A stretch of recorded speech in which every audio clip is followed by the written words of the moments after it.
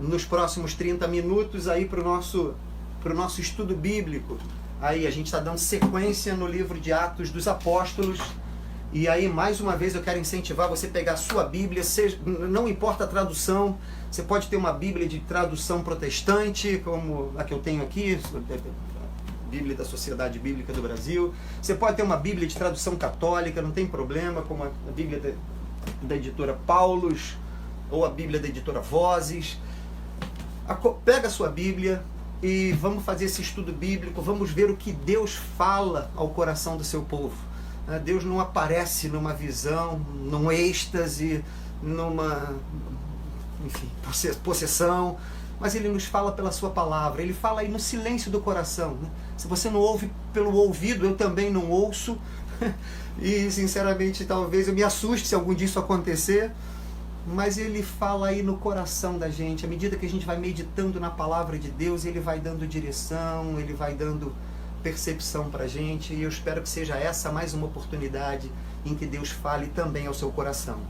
Mais uma vez, você já conhece a maneira, o modo é, você é livre para falar, só não sejamos agressivos, obviamente, né?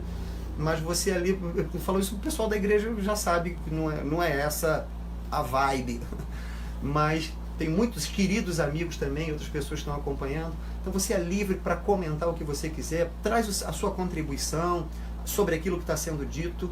Aí eu vou pedir para a Júlia vir para cá para me ajudar nessa hora, para ler os comentários. Eu não consigo ler exatamente das coisas que estão acontecendo aqui, eu não consigo ler, mas a Júlia vai me ajudar. Então apresenta os seus comentários, traz a sua contribuição, faz os seus questionamentos, ou mesmo apresenta a sua discordância daquilo que será dito, tá? E como eu falei, como a gente tem diferentes traduções, a passagem é a mesma, o sentido é o mesmo, o texto é o mesmo, mas como a gente tem diferentes traduções, se você relatar a sua tradução, também contribui com a gente, né? Por exemplo, a gente vai ver muito aqui a palavra gentio, gentios, a diferença entre judeus e gentios. A gente vai ver muitas vezes aqui a palavra gentio, mas nas traduções da Vozes, por exemplo, fala em outras nações, fala em outros povos.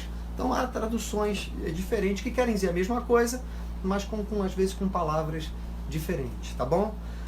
Então contribui aí à medida que você desejar. Nós vamos ler Atos dos Apóstolos no capítulo 15. Atos dos Apóstolos, pega a sua Bíblia, faz os seus comentários. Nós temos um encontro de 1 hora, né? Nós passamos aí nossos primeiros 30 minutos em louvor, em oração, e agora nossos 30 minutos finais nós vamos passar aqui meditando na palavra de Deus em estudo bíblico. Atos capítulo 15 é um dos pontos centrais do livro de Atos dos Apóstolos. Porque em Atos capítulo 15, nós vimos na semana passada, lembram-se? Nós vimos na semana passada que o apóstolo Paulo e Barnabé, era Paulo, Barnabé e Marcos, pelo menos os mencionados, que estavam fazendo ali uma viagem missionária. Eles saíram de um lugar chamado Antioquia, na Síria, para cima do norte de Israel, e foram até um outro lugar também chamado Antioquia, mas era uma outra Antioquia, chamada Antioquia da Pisídia, numa região chamada Frígia. E por ali eles passaram na Frígia, depois eles passaram em Icônio, em Listra, em Derbe, já numa região chamada Galácia, e depois eles voltaram por onde tinham entrado. Eles tinham entrado em Perge, na Panfilha, e depois então é que eles fizeram esse roteiro nessas cidades que eu falei, Antioquia da Pisídia, Icônio, Listra, Derbe, e eles retornaram para Perge, na Panfilha, e retornaram então para Chipre, que é uma ilha no meio do mar Mediterrâneo, e retornaram para outra Antioquia. Cheguei a mostrar na semana passada um mapa, que eu não sei se ficou muito bem visível aí, mas com a finalidade didática, eu cheguei a mostrar esse mapa aqui. Eu vou mostrar ele novamente, só para você ter em mente aí o evento, né, as coisas que aconteceram. Esse mapa aqui, vamos ver como é que eu consigo fazer esse negócio aqui. Ó, esse mapa aqui mostra o seguinte: aqui é o mar Mediterrâneo, tá? Aqui é o Egito, aqui é o norte da África, aqui embaixo é o Egito, e vê se a gente consegue ver. Aqui é um lugar chamado Antioquia, tá vendo? Ó? Antioquia. Aqui embaixo, gente, ó, é Jerusalém. Hoje, o que a gente vai ver? A gente vai ver que os apóstolos que retornaram para Antioquia, agora eles vão para Jerusalém para um encontro com outros apóstolos e presbíteros para discutirem uma questão importantíssima. Qual é? Ora, o evangelho chegou até os gentios. O evangelho foi para além dos limites do povo judeu. O evangelho de Jesus Cristo, que inicialmente talvez eles mesmos tivessem achado que só iria para o povo judeu, o evangelho agora percorreu isso aqui, ó. Chipre, olha a ilha de Chipre aqui, ó. Perge, Panfilha. Aqui a outra Antioquia, ó. Então tem uma Antioquia aqui, Antioquia da Pisídia, e tem a outra Antioquia aqui, Antioquia da Síria. Então eles fizeram esses caminhos aqui, ó. Antioquia, Listra, tá vendo? Eu já não estou enxergando direito, mas aqui, ó, Icônio. Eles, depois de percorrerem essa região, Icônio, Derbe, eles retornaram para Antioquia. Tá? E aí a gente começa agora no capítulo 15. Eles voltaram dessa chamada primeira viagem missionária. Então o que acontece é isso aqui que a gente vai passar a ler agora. Ó. Capítulo 15 de Atos dos Apóstolos. Alguns indivíduos que desceram da Judéia era lá, apesar de estar falando desceram, Judéia era lá embaixo, tá? Era lá em Jerusalém. Jerusalém é dentro da Judéia. Judéia é uma região maior e Jerusalém é uma cidade dentro da Judéia. Alguns indivíduos, então, foram da Judéia até Antioquia. Alguns indivíduos que desceram da Judéia ensinavam aos irmãos, dizendo assim, ó, se vocês não se circuncidarem segundo o costume de Moisés, vocês não podem ser salvos. Olha que peso. O evangelho de Jesus Cristo chegou no coração daquelas pessoas. Mas alguns de Jerusalém estavam dizendo assim, se vocês não se circuncidarem segundo o costume de Moisés, vocês não podem ser salvos. Falando, basicamente, sobretudo para os gentios, porque os judeus já eram circuncidados pela própria cultura. Tendo havido da parte de Paulo e Barnabé contenda e não pequena discussão com eles, ou seja, Paulo e Barnabé discutiram com eles, resolveram que esses dois, Paulo e Barnabé, e alguns outros dentre eles, iriam para Jerusalém, aos apóstolos e presbíteros, para discutirem essa questão. Enviados, pois, e até certo ponto acompanhados pela igreja, atravessaram as províncias da Fenícia e Samaria. E aí, verso 3, e narrando a conversão dos gentios, causaram grande alegria a todos os irmãos. Narrando a conversão dos gentios. Tendo eles chegado a Jerusalém, foram bem recebidos pela igreja, pelos apóstolos e presbíteros, e relataram tudo o que Deus fizera com eles. Insurgiram-se, entretanto, alguns da seita dos fariseus que haviam crido, dizendo assim, é necessário circuncidá-los, sim, e determinar-lhes que observem a lei de Moisés. Verso 6. Então se reuniram os apóstolos e os presbíteros para examinar a questão. Havendo grande debate, Pedro tomou a palavra e lhes disse, olha por que a gente está vendo essa passagem, que a gente está vendo as pregações ou os discursos em Atos dos Apóstolos, né? E aqui a gente tem dois grandes discursos, um de Pedro agora e outro de Tiago. Então, verso 7. Havendo grande debate, Pedro tomou a palavra e lhes disse, irmãos, vocês sabem que desde há muito tempo Deus me escolheu dentre vós para que por meu intermédio ouvissem os gentios a palavra do evangelho e crescem. Ora, Deus que conhece os corações lhes deu testemunho concedendo o Espírito Santo a eles, como também a nós nos concedera.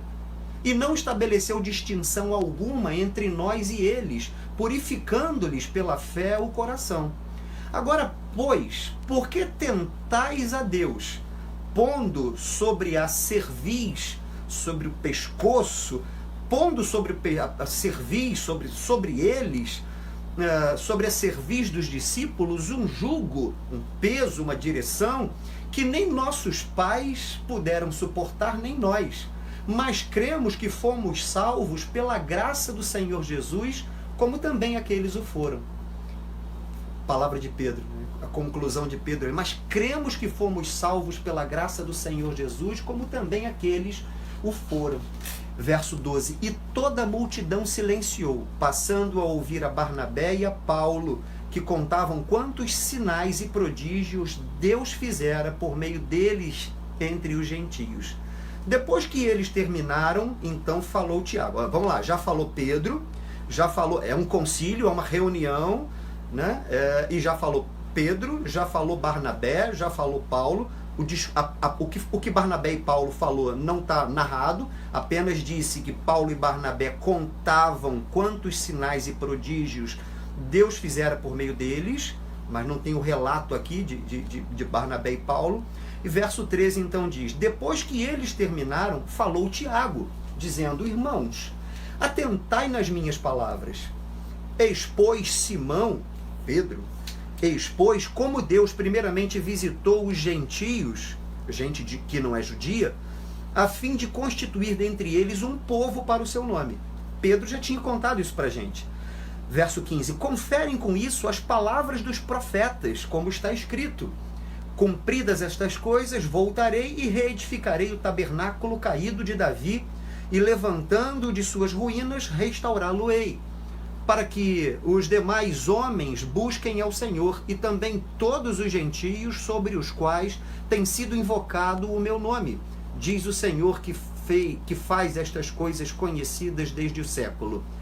Tiago continua, depois de ter feito a citação, pelo que, julgo eu, não devemos perturbar aqueles que dentre os gentios se convertem a Deus, mas escrever-lhes que se abstenham das contaminações dos ídolos, bem como das relações sexuais ilícitas, da carne de animais sufocados e do sangue.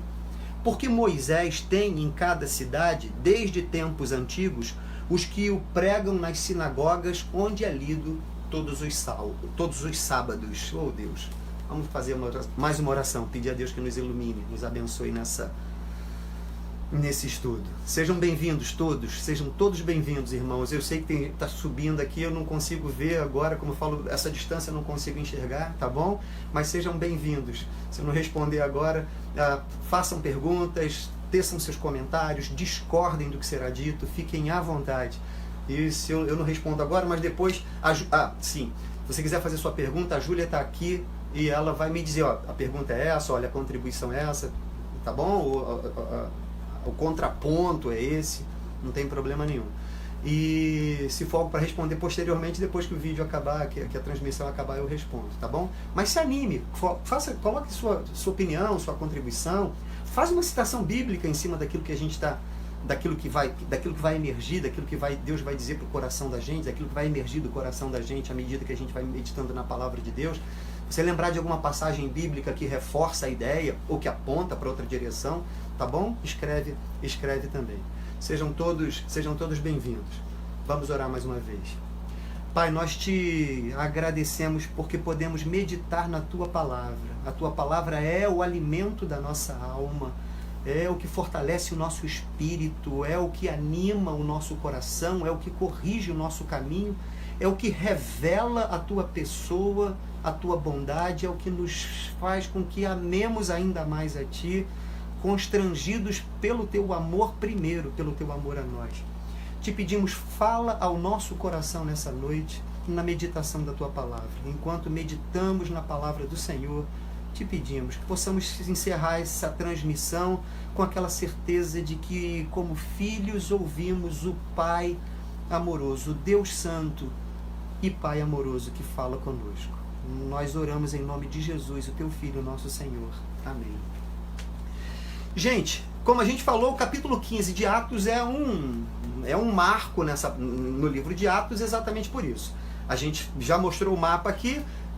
Após a primeira viagem missionária, Paulo e Barnabé retornam para um lugar chamado Antioquia da Síria. E esse lugar chamado Antioquia da Síria é bem ao norte de onde era Palestina, de onde era Israel, de onde é Israel. Né? Lá para cima tinha Damasco, lá para cima tinha Fenícia, que hoje é Líbia, e mais para cima então tem a Síria, onde até hoje é Síria, e nessa Síria havia esse lugar então chamado Antioquia. Ali em Antioquia, portanto fora do território hebreu, judeu, havia uma igreja já se fortalecendo. O tempo já passou. O apóstolo Paulo aqui já está convertido há pelo menos uns 14 anos. Esse é o relato que ele dá lá Por que eu estou falando de 14 anos? Porque esse é o relato que ele dá lá na Epístola aos Gálatas, no capítulo 2, ali a partir do verso 1. Que quando voltei a Jerusalém, já tinha se passado 14 anos. Ou seja, o apóstolo Paulo aqui já se converteu lá no capítulo 9 de Atos. Conheça lá essa passagem também, que é belíssima, encantadora, como que Deus venceu aquela fera que destruía os cristãos e fez dele, de um perseguidor, fez dele um perseguido, né, por amor ao Evangelho, por amor do Evangelho. O que acontece aqui agora é isso, é que eles saíram dos limites do que era o povo judeu, ou seja, o cristianismo, a fé cristã estava sendo abraçada pelo povo judeu. Um pouco antes disso, Pedro tinha vivido uma experiência que foi contestada pelos próprios discípulos em Atos, no capítulo 10, porque Pedro foi à casa de um sujeito chamado Cornélio, também que não era judeu, e ali viu que Cornélio foi alcançado pela graça de Deus. Pregou o Evangelho, e Cornélio e toda a sua família creu em Jesus Cristo, aceitou Jesus Cristo como seu Salvador, Senhor. Portanto, uma família não judia, uma família de gentios, em Cornélio, aceitou o Evangelho. Pedro foi chamado para dar explicação, isso lá atrás. Isso aqui já passou há bastante tempo. Pedro deu explicação, e a explicação que ele deu foi essa, gente. Eu fui fui levado por Deus até lá para falar do Evangelho. Quando eu estava falando do Evangelho, eu vi que o Espírito Santo veio sobre eles, como veio sobre nós lá no início.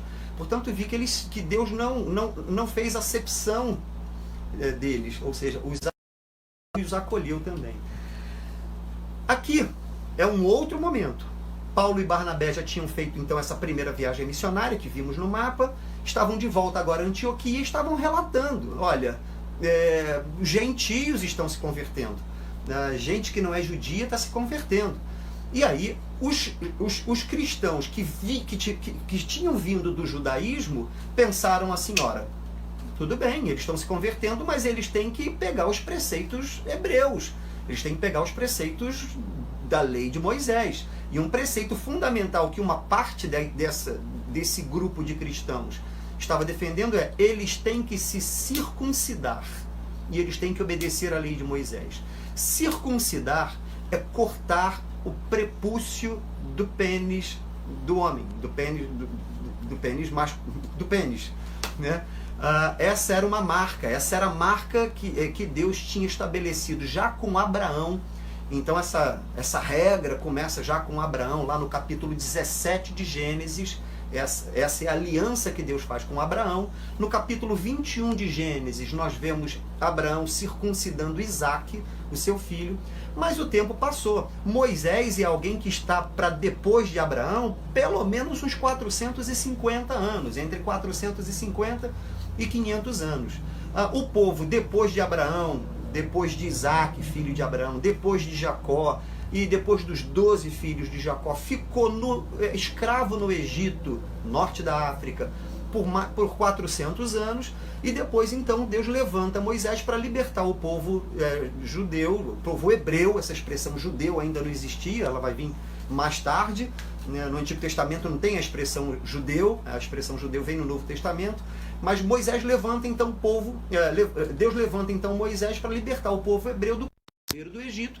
E é uma passagem que certamente você já conhece: o povo peregrinou pelo deserto em direção à terra prometida aí por 40 anos. E nessa peregrinação, então, esse rito da circuncisão foi restabelecido. Depois Josué, já uma vez na terra prometida, em Josué no capítulo 5, verso 6, a gente vê que já depois da peregrinação pelo deserto, já tendo chegado na Palestina, Moisés já tinha morrido, agora o líder é Josué, e Josué então reafirma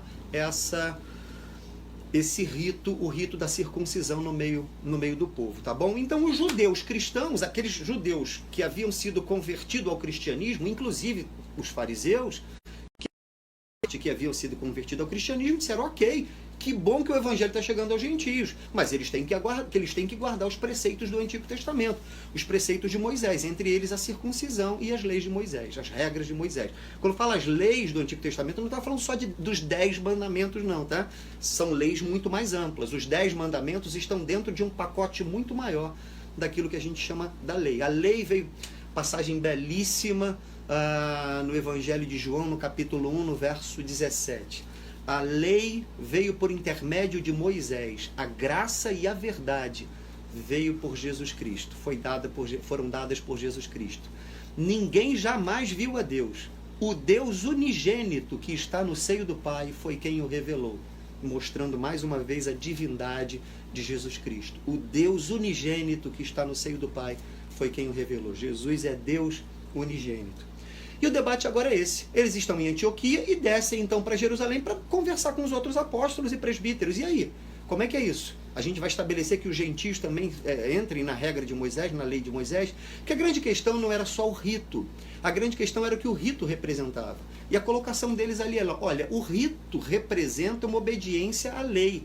Porque pressupunha-se que pela obediência à lei o homem é salvo. Mas o homem não é salvo por obediência à lei, nem a lei de Moisés e nem a lei que você carrega no seu coração, né? Você não é salvo porque é uma pessoa boa, por mais que você possa ser uma pessoa boa. Mas você não é salvo por conta de regras vitais que você carrega. Não matar alguém é uma regra que está no coração de todos nós. Ninguém diz assim, ninguém arvora para si brilho entende? Ninguém se envaidece por ser um mentiroso ou um trapaceiro. Pô, rapaz, eu sou um trapaceiro, olha que coisa maravilhosa. Por quê? Porque tem regras dentro do seu coração que diz, não, ser trapaceiro é feio, matar alguém é feio, não precisa... A gente não tinha uma regra escrita, o povo judeu tinha, mas os outros povos não tinham. Eu estou querendo dizer isso, há regras no teu coração. E se a gente for analisar, ninguém cumpre regra. Aquilo que eu condeno no outro, eu tolero em mim. Não é? Faz uma análise sobre você. Não estou falando para você fazer uma análise sobre os outros, não. Faz uma análise sobre você. Aquilo que você condena no outro, vê se você não é mais tolerante. Mas por que o outro pode? Por que o outro não pode e você pode? Mas no meu caso teve uma justificativa. A grande verdade, gente, é que a gente não cumpre regra. E exatamente porque a gente não cumpre regra, que a nossa salvação vem pela graça. Graça é favor imerecido. Nós não merecemos o favor de Deus, mas Ele nos dá, porque Jesus pagou o preço da nossa salvação. E é isso então que eles estão dizendo aqui. Olha, Pedro começa então tomando da palavra e diz, não há necessidade que eles sejam circuncidados. Não há necessidade que eles observem as regras de Moisés. Pelo contrário, Pedro, lembram da experiência que eu mesmo já vivi? E aí se remete lá a Atos 10, que a gente já mencionou. Eu entrei em casa de Cornélio e vi que o Espírito Santo veio sobre eles, ou seja, Deus os aceitou, não fazendo nenhuma separação. Verso 9 da passagem que lemos. Não estabeleceu distinção alguma entre nós e eles, purificando pela fé o coração. E aí ele diz, por que a gente vai colocar sobre eles um peso desse, como a circuncisão e as observâncias das leis cerimoniais de Moisés, coisas que nem nós suportamos? Verso 10. Agora, pois, por que tentar, ainda diz, expressão forte que Pedro usa, né? Ora, isso aí é tentar a Deus, né? Por que tentais a Deus? Por que tentais a Deus, pondo sobre a cerviz dele, sobre os seus ombros, um jugo que nem nossos pais e nem nós podemos suportar?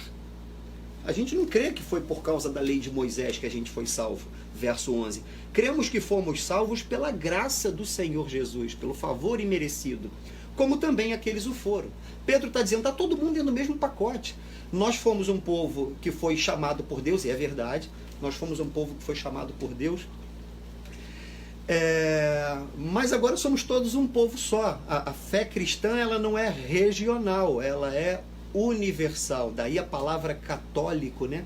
Porque a fé cristã, por causa da catolicidade da fé cristã, a fé cristã ela é universal, ela é ela, na sua universalidade, na sua catolicidade, católico e universal, são palavras sinônimas, querem dizer a mesma coisa. A fé cristã, então, não é uma fé regional. Por quê? Porque a fé no Antigo Testamento ela era regional. Deus era Deus daquele povo ali. Agora o que eles estão dizendo agora é Deus de todos os povos, do chinês, do japonês, do brasileiro, do mexicano, do norte-americano, do africano, enfim, do asiático. Deus agora é Deus de todos os povos. Em todo lugar em que se invoca o nome do Senhor Jesus Cristo, ali Deus tem um povo. Se antes Deus tinha o povo hebreu, agora Deus tem o povo que chama pelo nome de Jesus. Interessante que aquele comentário do Christensen, nem foi o Christensen, foi o outro que o sucedeu depois que o Christensen morreu, esqueci o nome dele. Mas ele tem um comentário interessante sobre isso. Ele diz que Deus tinha um povo dentre todos os povos da terra. Esse era o judaísmo. Deus tinha um povo dentre todos os povos da terra. Agora, entre todos os povos da terra, Deus tem um povo. Deus tem um povo entre todos os povos da terra. E quem é o povo de Deus? É aqueles que creem em Jesus, que aceitam Jesus como seu Salvador, que recebem dessa graça. Então, o Pedro encerra a palavra dele dizendo isso. Cremos que fomos salvos pela graça do Senhor, como também aqueles o foram. E aí? Alguma pergunta, algum questionamento? Alguma contribuição? Fica à vontade aí, gente. Tá bom? Fica à vontade para discordar, inclusive. Eu destaco também essa palavra, porque apesar da gente não ter ouvido aqui o que Barnabé e Paulo falaram, eu queria destacar uma frase muito interessante, que vai aparecer em outras passagens. Vai aparecer, por exemplo, em Atos 14, 27, vira a página da sua Bíblia que você vai ver isso, e vai aparecer em Atos 15, 4 também, a passagem que inclusive lemos, que é essa aqui, ó. Deus fizera por meio deles entre os gentios, ó. Verso 13, verso 12, e toda a multidão silenciou, passando a ouvir Barnabé e a Paulo, que contavam quantos sinais e prodígios Deus fizera por meio deles entre os gentios. Entendeu? Olha isso. Eles não estão dizendo assim, olha quanta coisa a gente fez. Eles estão dizendo assim, olha quantas coisas Deus fez por meio da gente. Esse é o relato. Olha quantas coisas Deus faz e quantas coisas Deus pode fazer por meio da sua vida. Entende? A sua vida é preciosa. É errada a expressão Deus precisa de mim. Deus não precisa de mim. Deus cumpre os seus objetivos e os seus desígnios e conduz a história comigo ou semigo. É uma brincadeira. Comigo ou sem mim. Deus conduz a história. Deus precisa de você. Não, Deus não precisa de você. Mas, por outro lado, Deus conta com você. Não é porque precise, mas é porque Ele te dá a graça de contar com você. É por isso que a gente encontra a expressão somos de Cristo, somos de Deus, cooperadores. Essa palavra, por exemplo, está lá na segunda epístola aos Coríntios, no capítulo 15, ali do verso 16, 17, 18, 19.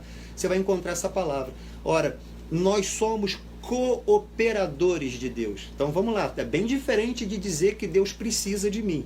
Nós operamos junto com Deus. E operamos porque Ele nos chama para operar. Trabalhar para Deus, agir em nome de Deus, é um grande favor que Ele nos faz. Não é um grande favor que eu faço para Ele. É um grande favor que Deus nos faz, que Deus me faz me incluir na sua obra. Então Paulo e Barnabé têm esse discurso.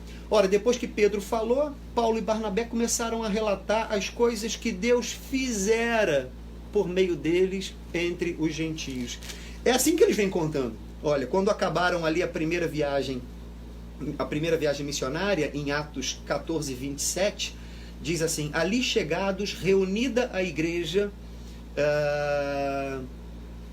já para Antioquia da Síria, né? Ali na Antioquia da Síria, reunida a igreja, relataram quantas coisas fizera Deus com eles e como abrira aos gentios a porta da fé.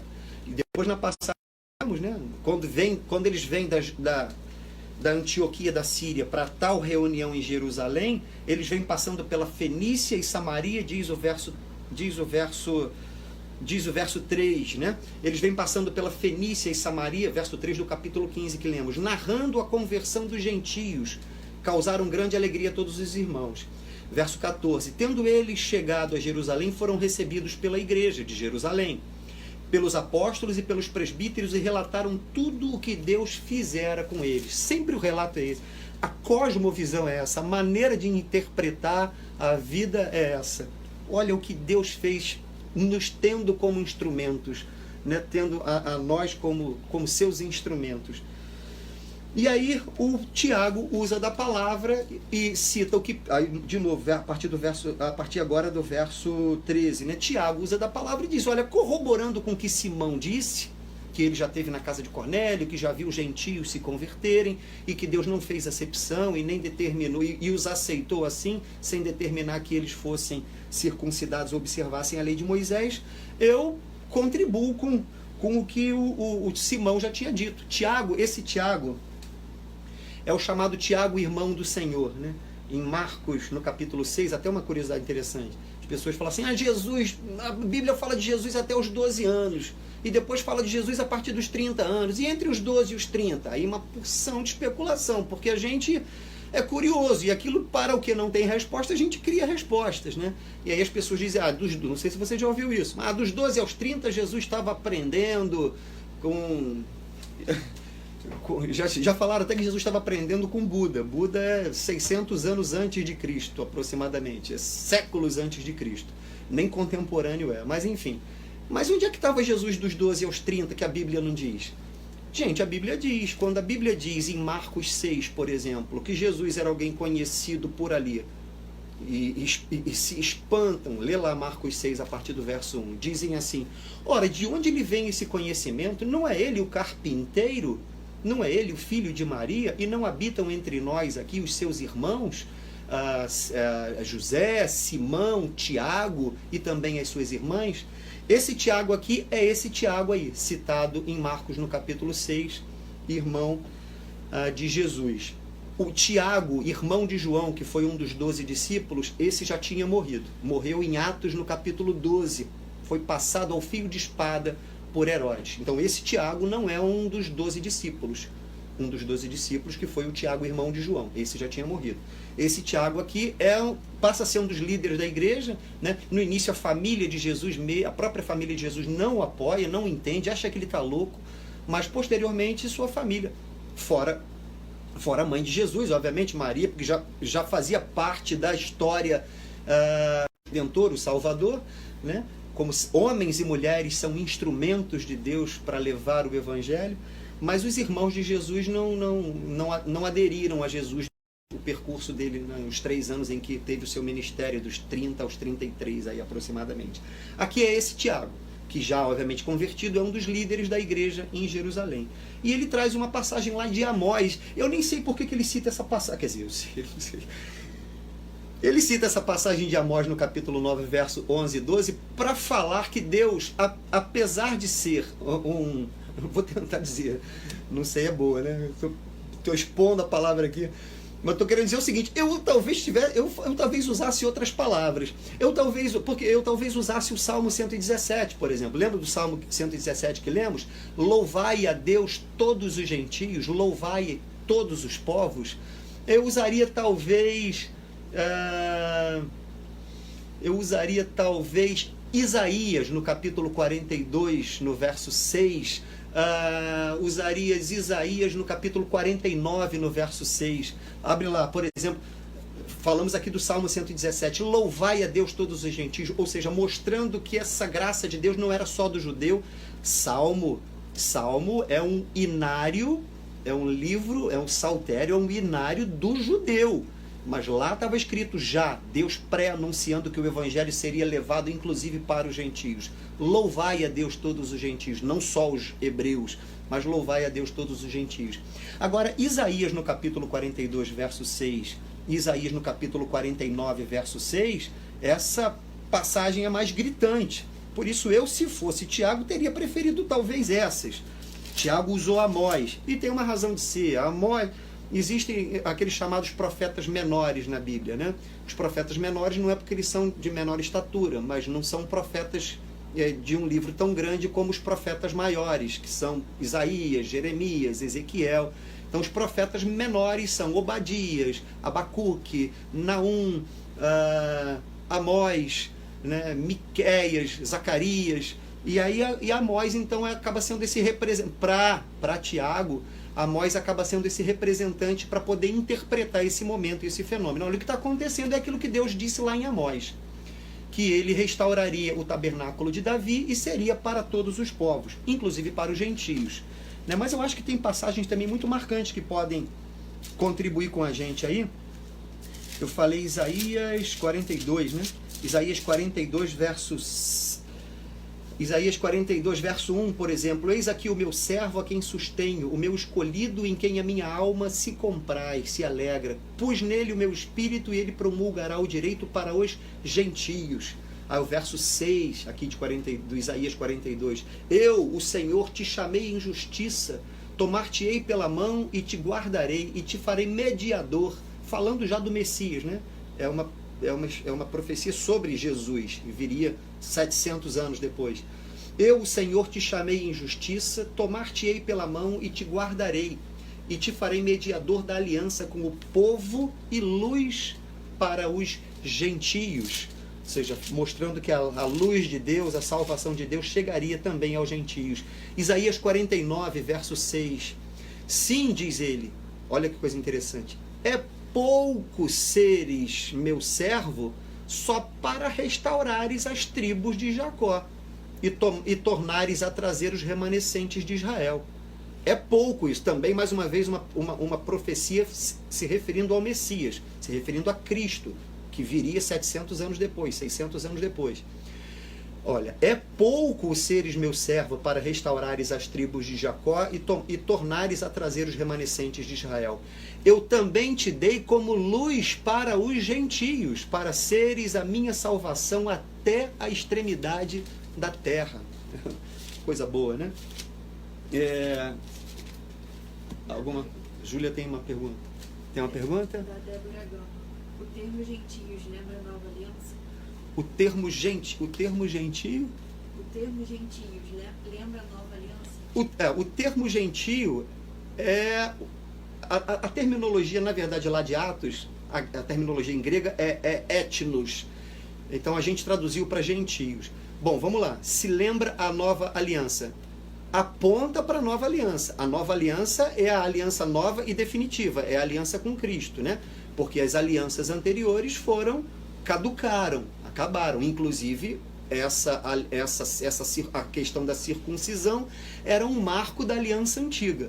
Né? As alianças antigas acabaram porque agora nós temos uma única aliança que é com Cristo. Um único sacrifício que não se repete. E o termo gentios aponta para essa nova aliança. Por exemplo, essas passagens que lemos em Isaías 42:6 e 49:6 aponta para isso, né? Olha, a aliança que tenho será uma aliança que alcançará também os gentios, que alcançará toda a terra, né? A aliança feita com Cristo. Então, dá para a gente dizer que o termo gentio aponta para a nova aliança, porque os gentios na nova aliança, que é a aliança atual, são incluídos na fé em Cristo. Tem uma passagem em Apocalipse lindíssima sobre isso, né? É um louvor a Cristo, está lá no capítulo 5, no verso 8 e 9 em diante. Então ali em Apocalipse, no capítulo 5, a partir do verso 8, a gente vê lá que Deus está sendo adorado entre os seres que o adoram, ali naquela visão que João está tendo. Ele tem lá chamado 4 seres viventes e 24 anciãos.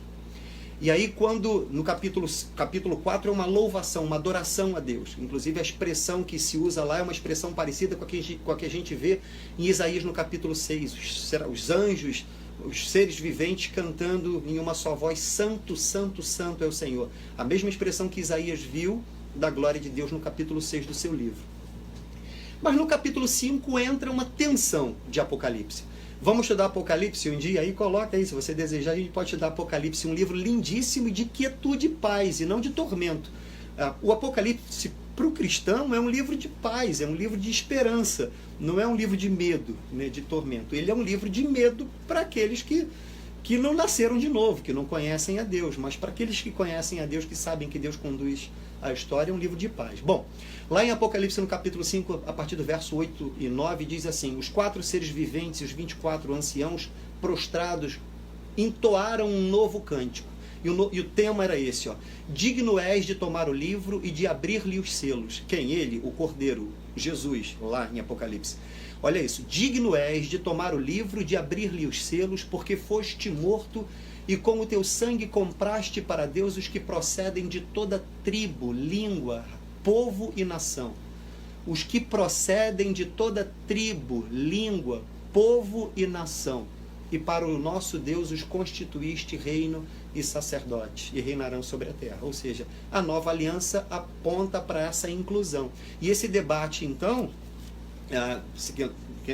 quem está entrando por aí, a gente está debatendo lá Atos no capítulo 15, aquele concílio da igreja, em que a tensão é ora, e os gentios que aceitaram a fé cristã, que abraçaram a fé cristã, que foram alcançados pela graça de Deus, devem também se circuncidar ou não? E o debate nos lábios de Pedro, nos lábios de Barnabé, de Paulo e de Tiago, é de que não devemos colocar sobre os gentios, sou eu, né? Quem não é judeu, né? Gentio que creu em Jesus, que aceitou Jesus. A lei de Moisés e, consequentemente, a circuncisão e a lei de Moisés não tem efeito. Mas aí eles falaram o seguinte: vamos recomendá-los apenas que, por outro lado, os povos gentios têm lá as suas culturas, os seus hábitos, aquilo que para a palavra de Deus são as abominações. Então, por exemplo, as idolatrias, né? Outro exemplo, as relações sexuais ilícitas. Você pode imaginar as mais diversas: pai com filho, irmão com irmão. Então, o que ele está querendo dizer é isso. Olha, verso 19, então, o Tiago encerra o argumento do capítulo 15 de Atos.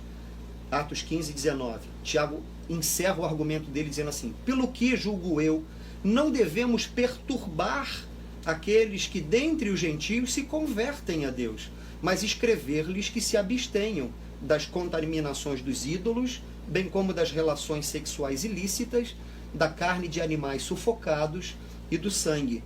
Por que também isso? Porque, ora, por outro lado, Moisés tem em cada uma dessas cidades deles aqueles que Moisés já morreu, isso é uma metáfora, né? Ele está querendo dizer, em cada uma dessas cidades há sinagogas onde a lei de Moisés é lida, e que eles peguem minimamente os preceitos da dignidade humana. Se não pegam os preceitos das leis cerimoniais, que peguem os preceitos da dignidade humana.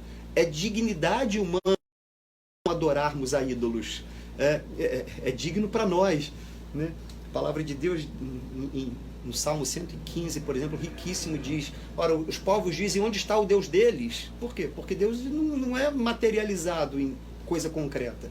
E ele diz no Salmo 115, no céu está o nosso Deus, e tudo faz como lhe apraz. Dos outros povos, não. Prata, ouro, imagens são os seus deuses. Por isso, eles têm olhos e não veem, têm bocas e não falam, têm nariz e não cheiram, suas mãos não apalpam, e os seus seguidores acabam se tornando como eles. Têm olhos e não veem, têm nariz e não cheiram, têm boca e não falam, têm mãos e não apalpam, seus pés não andam. Ou seja, a dignidade do Evangelho nos traz, inclusive, para eu saber que, há um Deus acima desse que eu idealizei, desse que eu construí como um ídolo, né? Andrezinho está falando alguma coisa aí? Meu irmão, seja bem-vindo, Andrezinho. Eu vejo pouca, eu não consigo ver, só sei que você escreveu aqui, depois eu leio aí. Juju está fazendo algum acompanhamento aqui. Seja bem-vindo, meu irmãozão. Deus te abençoe, bom te ver.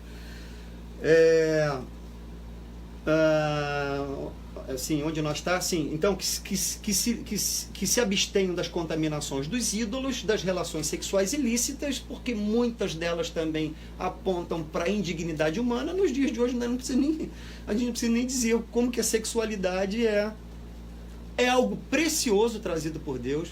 A sexualidade é um presente para o ser humano. A Bíblia não fala que o sexo é só para procriação, ela não fala, não é essa a nossa fé. Pelo contrário, o sexo é um presente para o casal, né? Para o casal casado. Fora do casamento, ele é chamado de de fornicação ou de adultério.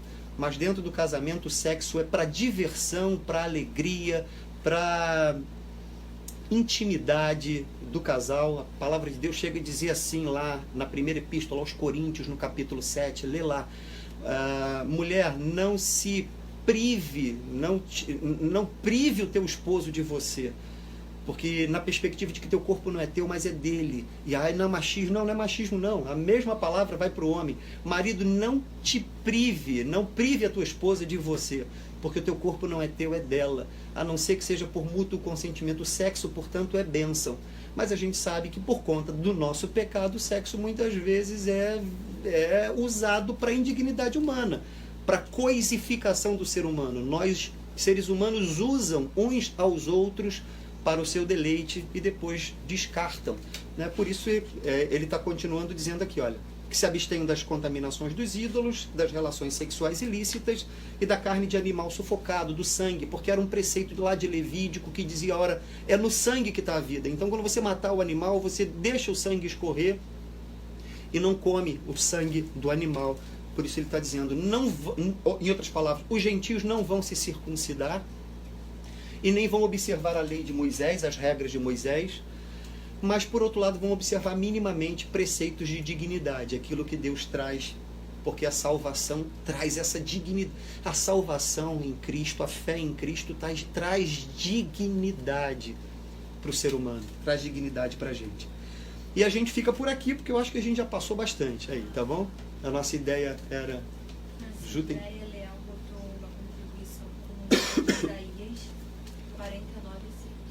A dona Leia botou o quê? Leal botou uma contribuição com o livro de Isaías 49:6, a gente chegou a ler lá também, né? Você não ser apenas... Ah, sim, é outra tradução, legal, dona Leia. Você não ser apenas o meu servo que trará de volta israelitas que ficaram vivos e criará de novo a nação de Israel. É pouco isso, né? Você não, falando do Messias, você não fará apenas isso, né? Eu farei também com que você seja uma luz para os outros povos, a fim de levar a minha salvação ao mundo todo. Aí, outros povos, olha que legal. Nessa tradução está outros povos. As traduções das Bíblias de edição católica, edição Vozes, da editora Vozes, da editora Paulus, também trabalha muito com essa expressão, ao invés de usar gentios. Em algumas, a Bíblia de Jerusalém usa mais a expressão gentios, mas a Bíblia Vozes usa mais a expressão outros povos, né? Mas a ideia é essa. Meu amigo, fala, Ju. Pedro Oma é meu amigo querido, quanto tempo? Sim. Que bom te ver, cara, legal. Ele falou. Muitos anos, fizemos nosso LLM junto lá no IBMEC. Ele falou, sei que não é o tema principal, mas achei interessante seu comentário de que o termo hebreus era usado no Antigo Testamento e judeu no Novo. Houve algum evento histórico ou motivo que ocasionou a mudança, ou é uma mera questão terminológica? Bom, a pergunta do meu amigo querido aí, que eu te agradeço, muito legal mesmo saber que você está por aí, é que a expressão hebreu era muito usada no Antigo Testamento, e não tem a palavra judeu no Antigo Testamento, a palavra judeu é mais usada no Novo Testamento, e por que desse motivo? O que acontece é que, bom, vamos lá, num certo momento, depois que Davi foi rei, o rei foi Salomão. Isso 900 anos antes de Cristo. Depois de Salomão, o reino de Israel, que era unificado, foi dividido. O reino ficou para o norte, sendo chamado Israel, e ficou com um sujeito chamado Jeroboão, e no sul ficou com um sujeito chamado Roboão. Depois, aí a vida seguiu. Num certo momento, aproximadamente ali 600 ou entre 500 e 600 anos antes de Cristo, os babilônios vieram e tomaram primeiro o norte de Israel. Deve ter ouvido falar do rei Nabucodonosor, muito citado no livro do profeta Daniel. E depois tomaram o sul, Bom, então vamos lá. A divisão do reino ficou Israel ao norte e Judá ao sul. Reino de Israel, reino de Judá. Nabucodonosor tomou o reino de Israel e depois tomou o reino de Judá. E qual era? O povo de Israel sempre foi, muitas vezes, vivenciou essa situação de cativeiro. Uma característica do cativeiro babilônico é que os babilônios conquistavam terras e desterravam aquelas pessoas daquelas terras específicas e levavam para outras terras. Acontece que a parte sul daquele território que era unificado, depois da libertação, 450, 400 anos antes de Cristo, quando o povo retorna, o povo ao sul, o povo que ficou na Judéia, na região da Judéia, é um povo, vamos dizer assim, que se considera hebreu mais de sangue. Daí, por estar na Judéia, esse hebreu mais de sangue ganha o nome de judeu. E é daí que eles alcançam, que eles levantam, por exemplo, uma rixazinha contra os próprios outros que também são descendentes de hebreus, de israelitas, mas que acabaram se misturando com povos. Daí, por exemplo, o grande problema entre judeus e samaritanos, né? Na última live que a gente fez aí no domingo passado, lá no espaço físico da igreja, na pregação, a gente falou do encontro entre Jesus e a mulher samaritana, e o tema dela é esse. Ele fala, me dá de beber, me dá água. Ela fala assim, como você, sendo judeu, me pede de beber a mim, que sou samaritana? Porque judeus não se dão com samaritanos. Então essa expressão judeu, ela vem depois desse cativeiro babilônico, aí passa pelo cativeiro persa, enfim. Quando eles voltam para Jerusalém, no período lá de Esdras, de Neemias, que também são dois livros históricos aí na Bíblia para reconstruírem Israel, é que esses nomes começam a ganhar força exatamente por essa ideia de que o hebreu que ficou no sul, na Judéia, é sangue mais nobre do que o que está em Samaria, um pouco mais ao norte, e do que o que está em Galiléia, mais ainda ao norte. Tá bom? Fica à vontade aí, Pedrão. Se você achar que é outra coisa, pode escrever também aí, tá bom? Mas, gente, a gente encerra aqui então, porque a gente já está com o tempo aí mais do que a gente propôs, né? A gente se propõe a fazer aí em torno de 1 horinha aí de oração, de louvores e de estudo bíblico nas quintas-feiras. Toda quinta-feira a gente tem live às 7h30 e todo domingo a gente tem a live às 6 horas da tarde. Se inscreve, por favor, também podendo no... Valeu, meu amigo. Valeu, Pedrão. Se inscreve, se puder, no canal do YouTube aí da Igreja Presbiteriana de Lucas. Tá bom? Mas a grande mensagem de tudo que a gente falou, a grande mensagem é essa. Deus alcançou não apenas o povo hebreu, mas alargou o limite, a fronteira para todo aquele que crê em Jesus. E hoje o que ele nos chama é para isso, para crermos em Jesus Cristo. Por isso a pregação do Evangelho é essa. Crê no Senhor Jesus Cristo e serás salvo, tu e a tua casa. É Jesus quem diz, venham a mim todos os que estão cansados e sobrecarregados, porque eu vos aliviarei. E a alegria deles era essa, ver que os gentios estavam sendo também alcançados pelo Evangelho. Na semana que vem a gente vai ver Atos 17, a pregação de Paulo em Atenas, e vale muito a pena. Vai ser muito interessante. Vai ser mais curto, acho que vai dar pra gente fazer uma coisa mais curta, tinha muita coisa complexa aqui hoje, mas eu acho que dá pra gente fazer mais curta, e a gente vai poder perceber a diferença da pregação de Paulo para judeu, e a gente vai ver a pregação de Paulo para não judeu, para gentio, lá em Atenas, em Atos, no capítulo 17. E Deus há de falar também ao nosso coração, fortalecer a nossa fé, corrigir a nossa caminhada, nos aproximar mais dele, fazer com que a gente, o conhecendo, o ame também ainda mais. Vamos orar e encerrar esse momento, esse encontro. Queridos amigos, muito feliz pela presença de todos vocês aí, tá bom? Que a gente possa se ver em outras lives aqui e que em breve a gente possa se ver fisicamente, né? Para dar abraço e aperto de mão, que isso é que é coisa, cantar juntos, ouvir a voz do outro. Quero levar o meu canto amigo, Roberto Carlos, quero levar o meu canto amigo a qualquer amigo que precisar. Eu quero ter 1 milhão de amigos e, bem mais forte, poder cantar. Que o canto do Evangelho seja esse canto amigo que a gente tem para levar